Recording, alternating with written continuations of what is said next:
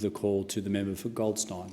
Thank you, Deputy Speaker. And Deputy Speaker, I know you are one of the great champions of this country with a sense of unity and purpose. You know better than anybody that Australia is a place of welcoming, no matter who they are, and we welcome a full breadth of society on the condition that people take responsibility and respect each other's freedom.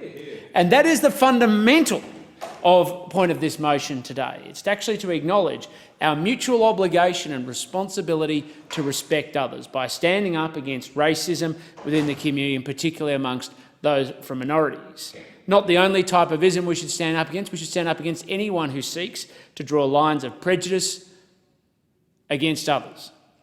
The success of our liberal democracy is in part due to our unqualified support for the rights of the individual to live their lives in a society that respects people's diversity, individuality and faith. And for decades, Australia has always stood firm on these principles, and we should be rightly proud of it. Going back to the UDHR in 1948, we spoke of all men without distinction to race, colour, race, sex, language or religion having certain inalienable rights. And these rights are subject only to the rights of others as individuals, to the just requirements of society through which they are enabled to develop in wider freedom.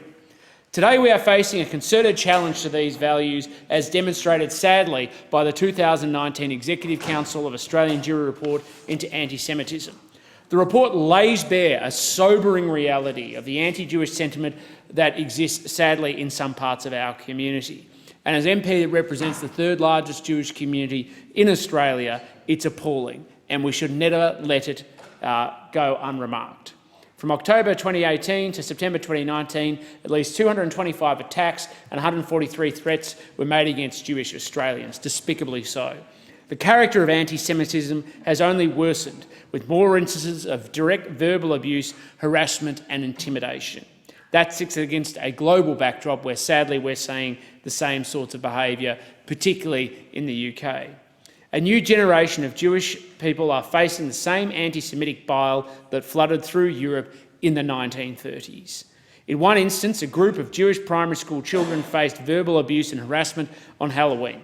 The perpetrators, boys in their mid-teens, performed Nazi salutes and taunted them with racial slurs. There is no place for that type of behaviour in our country. In July this year, a 12-year-old Jewish boy at a public school was physically assaulted in a corridor. He was punched in the face, had skin gouged out of his shoulder and was bruised on the left side of his back, requiring hospital treatment for the injuries. We all have a responsibility, Deputy Speaker, to shine a light on the dark recesses of the community. Nobody should find it acceptable that a generation of young Australians are growing up accustomed to walking past armed guards and bulletproof glass as they go to school. This is an indictment on the values of freedom and tolerance that built this country up to its position of strength, and that's why we must stand firm. While we must condemn overt harassment, subtler forms of vilification shouldn't be left unnoticed. In our suburban streets, graffiti supporting Hitler and Nazism were more than doubled. Holocaust and Nazi minimisation continues to demean the millions of Europeans who lived and suffered under the Nazis and their descendants who live in our wonderful community. Additionally, we must recognise the demonisation and delegitimisation of Israel that is sadly finding a home in some nefarious quarters of Australia's political parties. Abroad, Israel has faced a prejudicial contempt and international sanction from the United Nations unendingly, while many other countries who have appalling human rights records go completely unremarked. Jewish Australians are not alone in facing discrimination, hatred, violence and harassment. Many of the atrocities I've highlighted also befall Muslim Australians and other minority groups. Everyone has the right to freedom of thought, conscience and religion in our society, and that they be respected for their freedom to be able to do so. A person's faith does not end at the church door. It informs part of their identity and their individuality, and they should be free to express it in the public square.